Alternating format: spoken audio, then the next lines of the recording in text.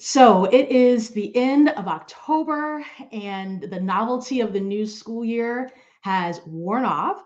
And you maybe are experiencing some student engagement. Maybe you're noticing you're having to redirect students a little bit more um, as we are getting to the end of October and into November. So, of course, we know that clear boundaries in this situation are important. However, we also want to be sure that we are not just maintaining, but also growing the positive relationships that we have with students. And one of the fastest ways to harm a relationship that you have with a student, whether you're just building a new one or you're already in a relationship with the student and you're just trying to expand, one of the fastest ways to harm that relationship is to punish a student for a behavior when really it's just a cultural difference that you are experiencing. So today I want us to talk about what are the differences between a behavior issue and a cultural difference, and what are some key strategies to be able to understand the difference. So before I jump into it, welcome. Thank you for joining me for another Lunch and Learn.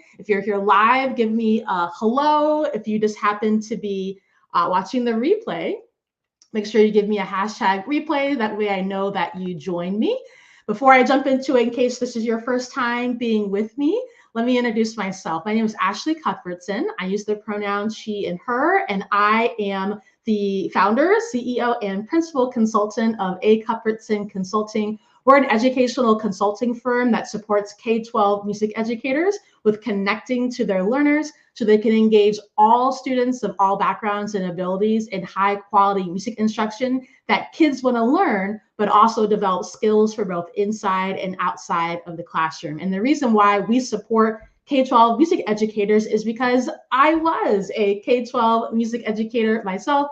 I taught for 12 years in the public, private, and charter school systems here in the DC metro area where I'm based. I'm based actually in Northern Virginia, just south of the city. So DMV friends, let me know if you're here. So I myself was a K-12 music educator. I also was a professor for 6 years in the Baltimore, Maryland area.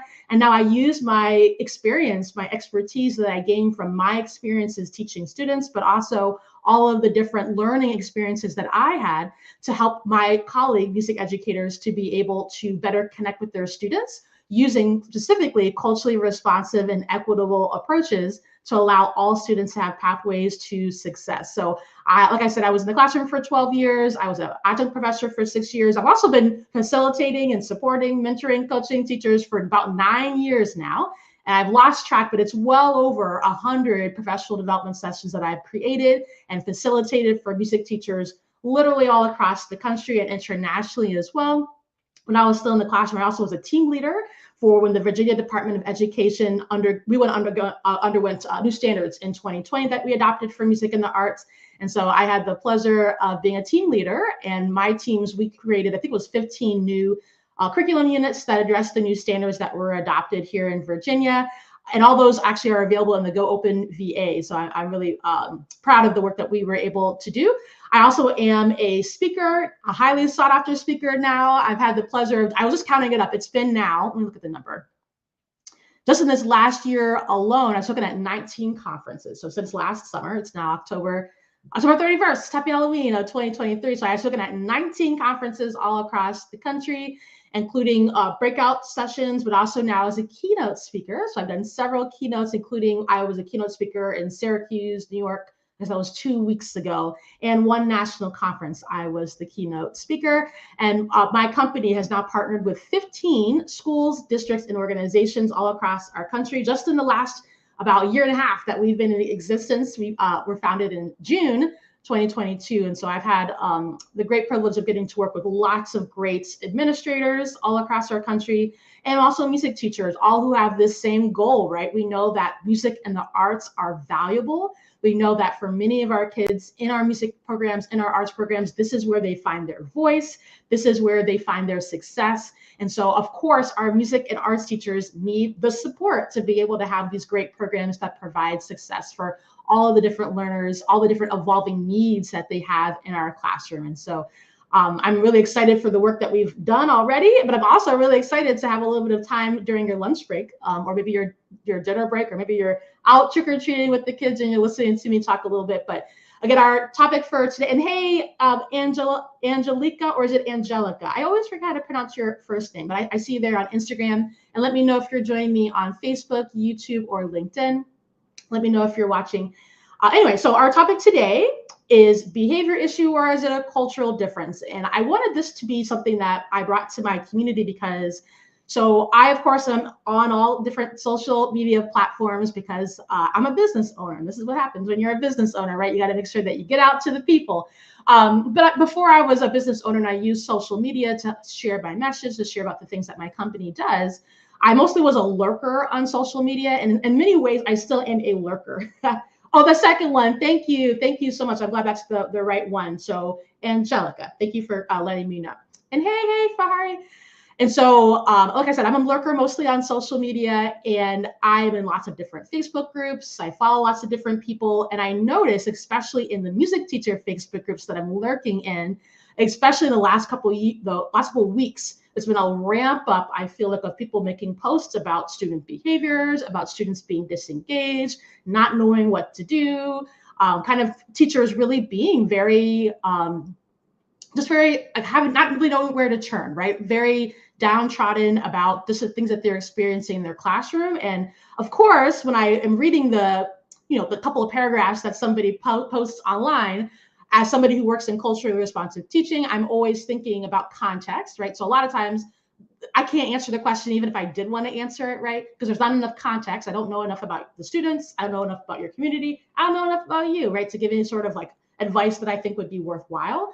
But I've noticed in the last couple of weeks, especially, there's been like a ramp up of a lot of music teachers in these groups just really struggling with their students. And some of the teachers do give lengthy explanations. And as I'm reading, I'm like, okay, I have good context. And something I'm wondering is it really a behavior challenge that you're experiencing, or is it maybe a cultural difference that's happening that you're just not aware of? And so I think one thing that I know as from when I was a music teacher, I feel like I did not get enough guidance as far as how to really engage the disengaged students. I feel like I learned from failing forward, figuring it out from the different students that I work with, like what worked and what didn't work. And that's how I learned how to engage the disengaged students.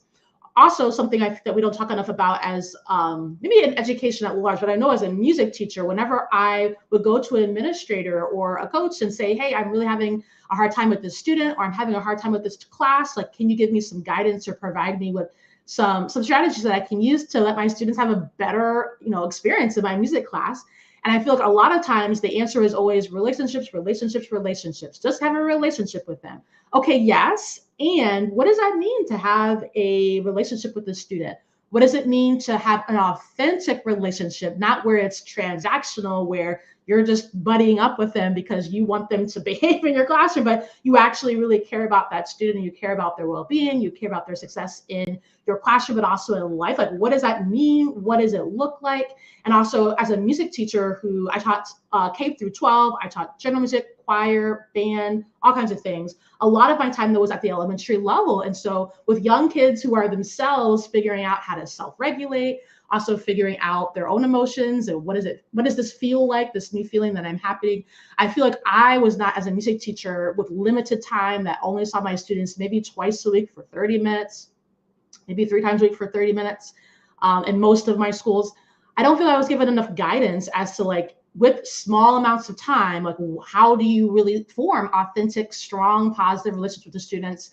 Especially, what do you do when, like, something has happened and now you need to repair that harm, but I might not see that student again for a week, or they're on a field trip now, it's too, like, I feel like I was never given enough guidance about that. And I know for a fact that there are students who I worked with that I was never able to fully repair the relationship because I was still in that period of, like, me figuring it out. And I wonder a lot of times, like, those particular, I can see their faces, those particular students that I just struggled to figure it out. And they kind of were like my guinea pigs, for a lack of a better term. They were my guinea pigs for figuring it out. I wonder, would they have had a better opinion about music in general if they had a music teacher who had figured it out sooner, right? Of course, I figured it out. That's what I now help other music teachers to understand and to do and implement in their classrooms.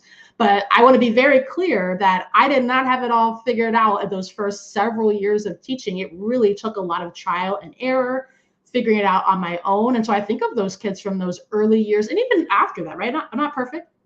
I think of those kids that would they have had a better experience, a better opinion of what music is if their teacher had just been better equipped, right? If they had better support, if they had somebody guiding them more specifically so that they could have shortcutted them to success faster. And so I'm going to share 3 strategies. I wanted to share a little bit of like where my mind was thinking about like these posts I'm seeing, but also like I remember what it felt like to be in the classroom around this time of the year, the novelty of it's a brand new shiny school year, and now kids they're being themselves because the first few weeks it's like a honeymoon period, right? And then now they're really being themselves. I remember what it feels like, so I feel for these teachers, and it just it reminds me of, again, the work that I do, but also I was like, oh, this would be a great topic for our next Lunch and Learn. And so let me get into those strategies. So the first strategy there's just 3 I'm going to share. The first strategy I wanted to share is to ask curious questions. And so if you are somebody who's still on your journey of cultural proficiency, which we all are, but maybe you're earlier in your journey, maybe you don't know where you are on your journey of cultural proficiency, but ask curious questions, right? So instead of the kind of human reaction of just reacting to something a student says or a student does, take a moment and ask a curious question, right? So a curious question might be maybe a student, I don't know, they just like stood up and walked out, maybe not out of the classroom, but they just stood up and are walking around the classroom. And it's maybe not a time that you thought made sense for someone else to be up walking around. Maybe there's concentrated work that's happening or something else. But instead of immediately being like, what are you doing? Just sit out, ask a curious question, because there might be a very legitimate reason why the student is up and walking around. Maybe in other spaces where they learn or interact, where they live, they don't seek permission to be up and moving around. It's a whole other discussion about how we control kids and people, but maybe ask a curious question about that. Maybe there's a very legitimate reason why the student is up and walking around, or maybe it's just that they didn't understand that that is a procedure that you would hope that they would follow, because you didn't actually explicitly teach them that, right? You just assume, because of your cultural frame of reference, that this is what we're doing. You think it doesn't make sense to be up and moving, but they don't see that same thing. So ask a curious question instead of just reacting, and listen to what the student says. That's going to help you to sort out like, oh, it really was maybe just a cultural difference. Maybe something in their other locations where they learn, where they interact, this makes perfect sense for them to be doing, but in this particular place, you haven't maybe taught that yet, or maybe you just didn't realize that that was something that your students were holding, right? So ask a curious question first before jumping to a conclusion. That requires you to be very self-aware, which requires you to do some critical self-reflection, right? So that you can understand, what are my triggers? What happens in my classroom that makes me like my skin crawl or makes me want to have that knee-jerk reaction? You're going to have to engage in some critical self-reflection to work that out for yourself, so that when you experience it in the moment with the student, it's not the first time that you're thinking. You already have been prepared for that, right? So ask them curious questions. That's strategy number 1. Second strategy I wanted to share, and kind of going off what I just said, is you got to check your own bias, right? So bias does not need to be a 4-letter word in that sense. Bias, we all have it. Our human brain is wired to kind of jump to conclusions, because your brain is processing so many thousands of pieces of information all the time. Your brain makes shortcuts, right? So bias is naturally going to happen based upon your own cultural frames of reference, your own prior experiences, knowledge, interests, all of the things you had happen to you, experience, all those things, right? So check your own biases when you're seeing something a student is doing, or you're hearing something a student is saying. Instead of immediately jumping to they're misbehaving, take a moment and check. Maybe in my experience and in my life, this is what makes sense. This is what is most comfortable for me. And you're seeing how, for my student, they have a different level of comfort, right? For me, one thing I had to always check myself on in my own classroom is that I get overstimulated with noise and sound, which I know is very ironic because I was a music teacher, but I get overstimulated with noise and sound very easily. I should maybe be specific. I get overstimulated when there's lots of overlapping sound and noise. If it's just like, a loud concert, like I love going to a stadium concert. There's the music happening, there's people talking, but it's not like, my brain is having to process like a gazillion different things happening all at once. Whereas in an elementary music classroom, when we're really in the thick of, we're all working on different things, we're all playing different pieces of music and different instruments and singing different songs, that overlapping sound, because my mind as a teacher, I'm trying to process what is every student doing, what is all going on. I actually get overstimulated very quickly. It's the same reason that when I go to conferences, if you see me like sneak away for a couple minutes and then sneak back, I maybe got a little overstimulated with just so many people talking about lots of different things, because I think so, I'm an introvert, so I think very deeply.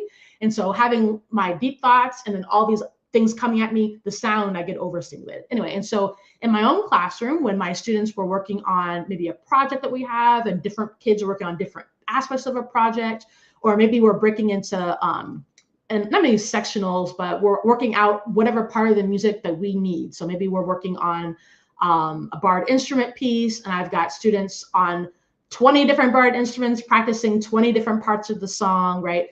I know for myself, because I tend to get overstimulated. I also grew up kind of more in a quiet environment. I didn't grow up in a big, loud family. And so big, loud things sometimes make me a little bit startled, right? So I have to check myself of like, when students are talking loud and a lot of things are happening, it's not that bad things are happening, or even that misbehavior is happening. They just might be used to a more sensory rich kind of environment than maybe I was, right? So check your own biases. Be aware of how your own frames of reference are interpreting what you're seeing and experiencing from your students. And again, back to that first strategy, instead of jumping to the knee-jerk reaction, ask a curious question, take a moment and pause. Is this maybe, are they really misbehaving? Is something bad happening here? Are they causing harm? Are they being unsafe? Or is it just, I don't like this? That's very different, right? So take a moment and really think about that. And then the third strategy that I wanted to share is to use a team approach.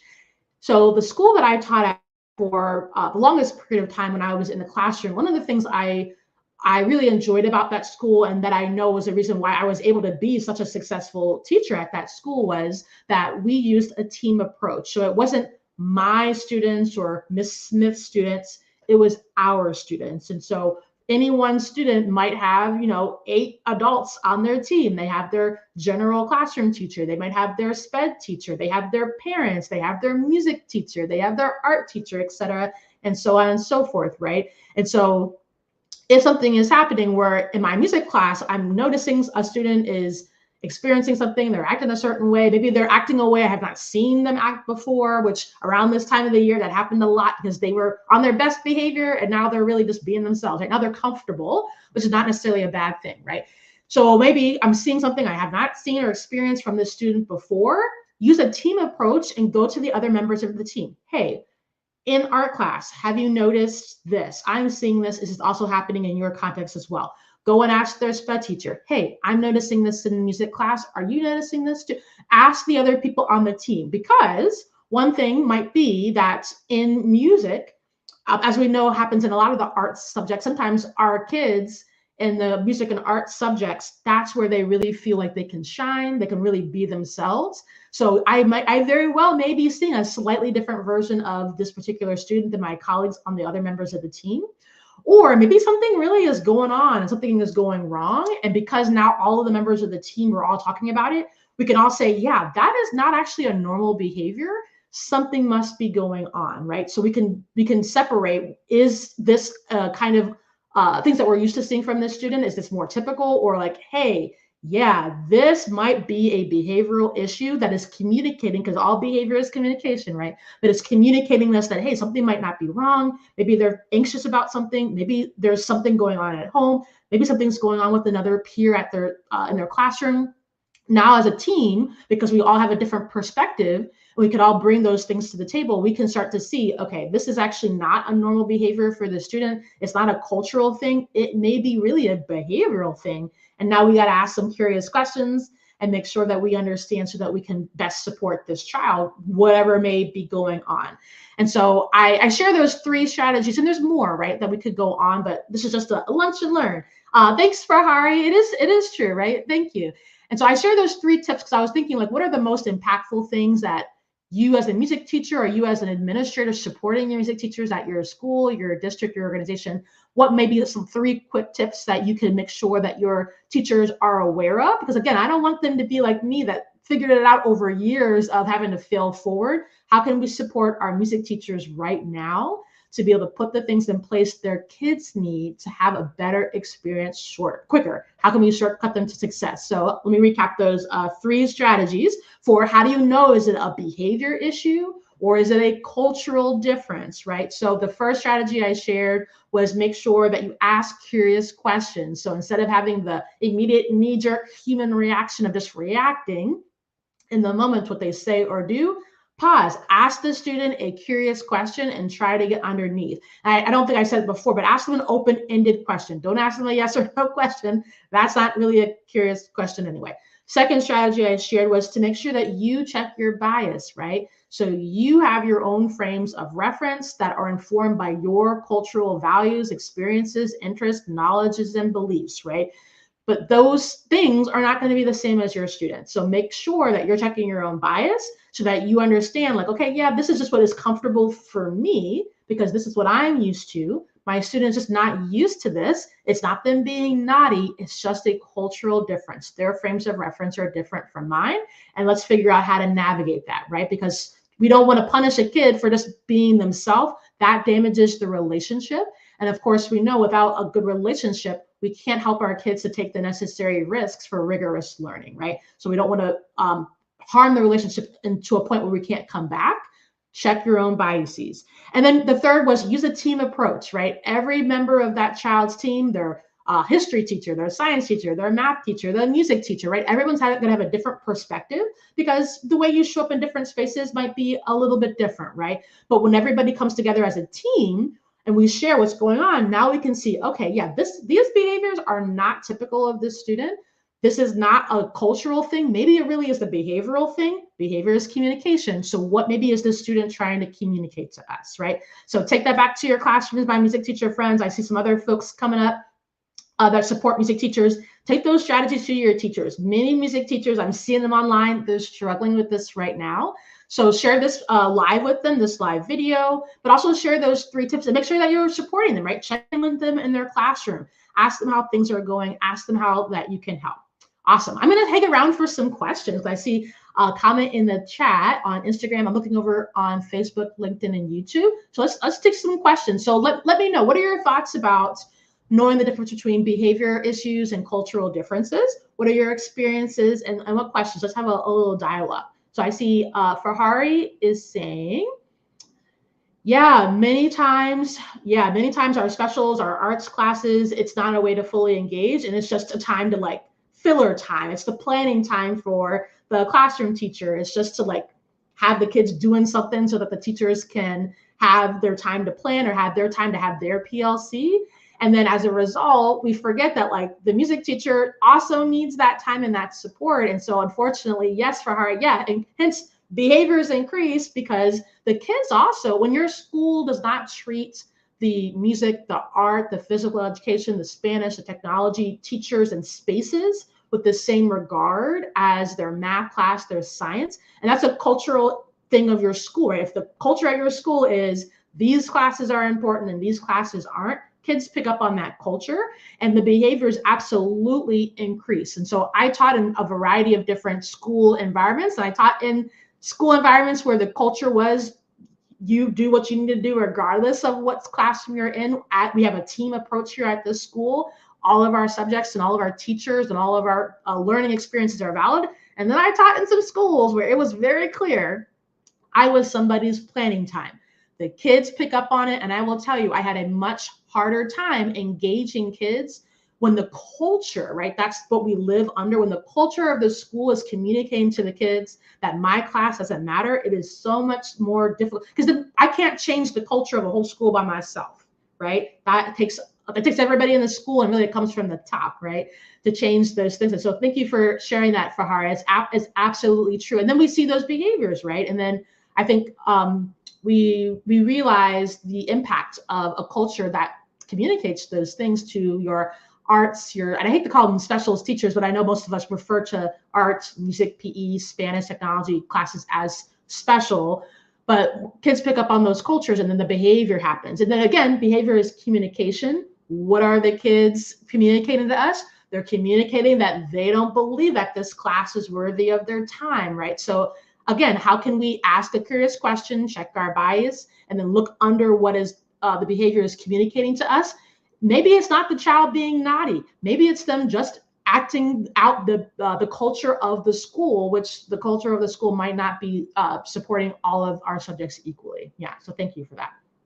All right. Any other questions? Any other thoughts? I see a pop up for play. And pop up for play, I see you a lot. Tell me your first name. So I want to call you your actual name and not just pop up for play, but I've seen you on here a few times. Yeah, definitely share with your colleagues. I'm glad that the strategies were helpful, right? And we have to make sure that we always all need reminders, right? To check our biases, make sure that we're asking those curious questions and not jumping to conclusions. Tina, thank you, Tina. Thank you for joining me on your lunch break. And again, if you're listening to this, maybe you're out with the kids trick-or-treating tonight, or you're catching it later on your drive home, give me a hashtag replay so I can know who engaged in this lunch and learn.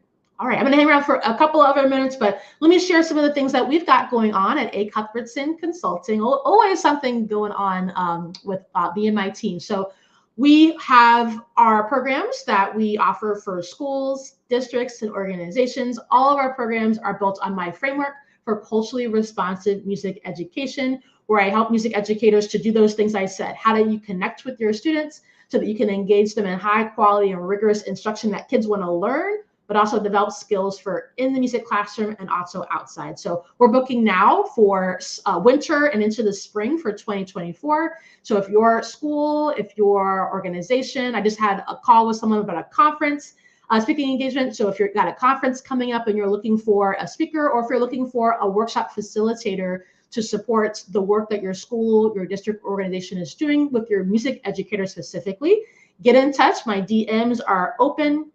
You can also go to my website, www.ashleycuthbertson.com/PD, to see a few of our current offerings. We do have some other offerings that are not on the website. So if you want to explore what are all the things that we have for our school, district, organization partnerships, send me a DM. I have a contact form on my website. You also can book a call directly from my website. I love to explore which of our current programs and offerings might be a good support for you. For my teachers who are looking for direct support, so we have been opening our Fall PD is open. So we had our inaugural virtual version of our foundations course just started a few weeks ago. It's already off to a great start. If you've been with me, you know that I have been doing this foundations workshop series for my district partnerships and things, but I wanted to make it accessible to teachers as well, who maybe their district isn't ready to bring me in. So we have some fabulous teachers who have been joining me on Saturdays to engage in our full course, which is the workshop series, but there's some tasks and things so that they can get credit. We actually have our winter cohort coming up in February. The enrollment is not open yet, but we have a wait list. What we've learned from this first inaugural virtual version is that it's really nice to have a small group. So I'm not going to take more than 20 teachers in the winter cohort. So if you want to be one of those 20, make sure that you go to my website.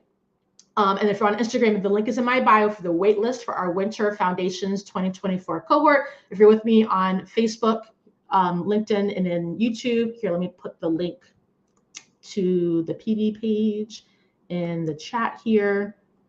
The waitlist is open, so go to the Foundations page, and if you scroll down, actually the PD page, if you scroll down, it'll take you to the Foundations course, and the waitlist is there, as well as additional information on what is included.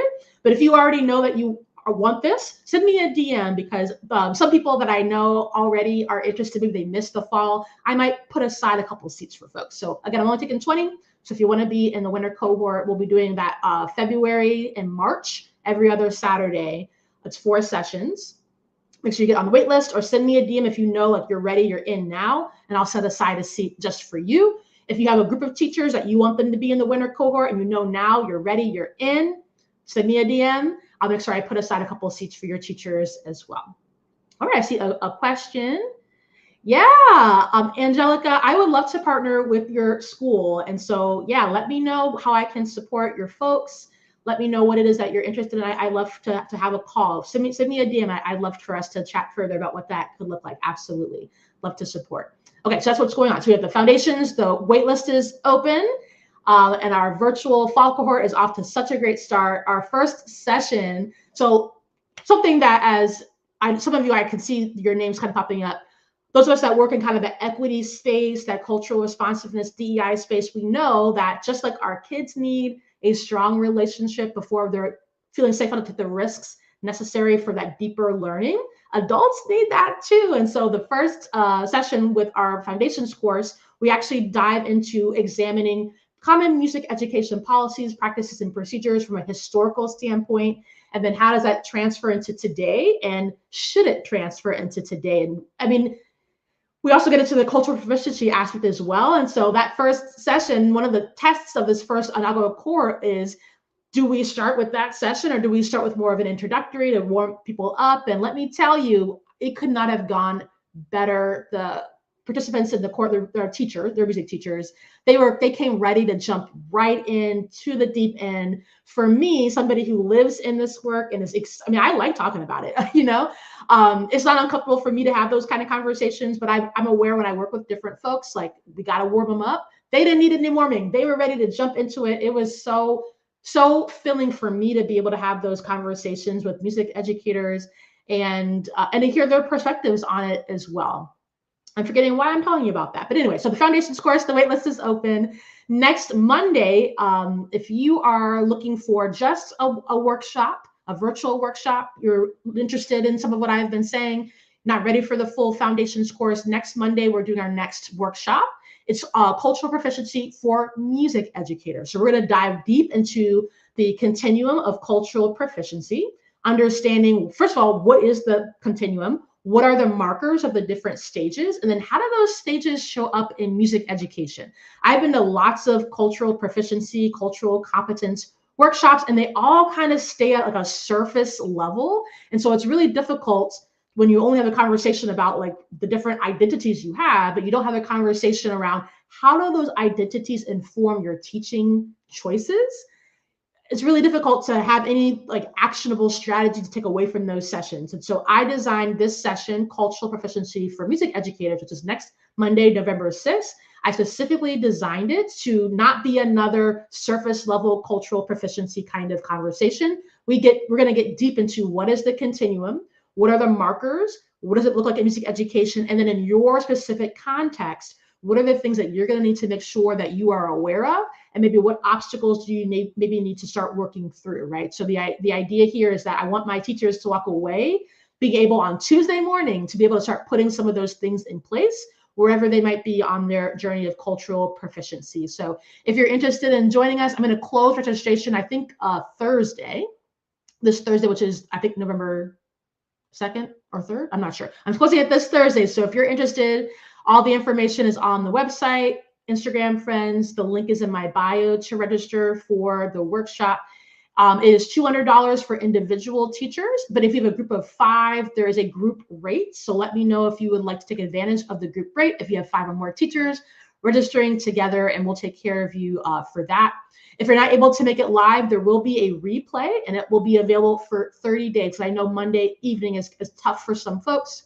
So if that's you, know that there will be a replay available for 30 days. There'll also be a workbook so that you can kind of work through these ideas and then have some resources to, again, walk into your music program Tuesday morning, ready to put some things into place. So lots of exciting things coming up. I got a conference this week in Richmond, Virginia. I'll be speaking at the Virginia Association of Independent Schools. So if you're going to be also at that conference, let me know. I'd love to connect with you in person. I think that's my last conference engagement for 2023. It's been a wild conference presenting year. Could not be more just thrilled that people trust my words for their audiences. And so if you're also looking for a conference speaker for winter, spring 2024, I am booking now. The schedule is starting to fill up, especially on the weekend. So if you're looking for a conference speaker to speak to your music and arts teachers, I do have keynotes and conference sessions for both music and arts. Again, send me a DM, contact me through my website, ashleycuthbertson.com. Would love to share some words and some actionable strategies for your people. So that's what I got going on. As always, DMs are open. Let me know how I can support you. And thank you for joining me for another Lunch and Learn. I hope to do another one soon. I hope to see you at my next one. If you are here watching the replay, don't forget to give me a hashtag replay so I can know that you're engaging in this learning too. All right, have a wonderful rest of your day. Enjoy Halloween. Be safe if you're going out with the kids, and I'll talk to you again all soon.